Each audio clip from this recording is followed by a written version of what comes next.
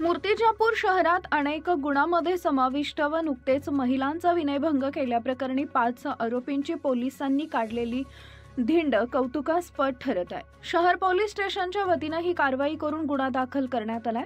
सर्व आरोपींना शहरात धिंड काढून अब हम झगडे नहीं करेंगे असा जयघोष आरोपी यांनी केलाय।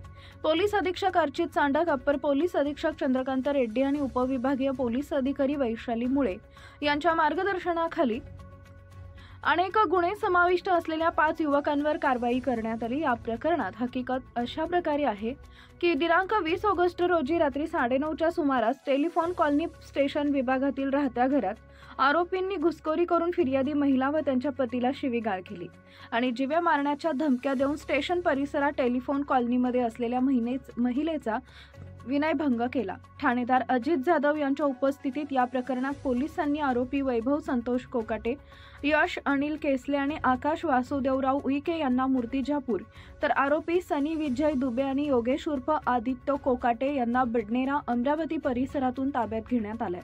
या कारवाईत ठाणेदार अजित जाधव, पोलीस उपनिरीक्षक अनिल पवार, उपनिरीक्षक गणेश सूर्यवंशी, उपनिरीक्षक आशिष शिंदे, हेड कॉन्स्टेबल मुन्ना पांडे, सचिन दुबे, सचिन दांदळे, गजानन खेडकर, सतीश चाटे, नामदेवराव आडे, पवन बोडके, गोपाल ठोंबरे तसेच मूर्तिजापूर शहर पोलीस ठाण्याचे पथक तसेच सायबर पोलिसांनी ही सक्रिय भूमिका बजावली।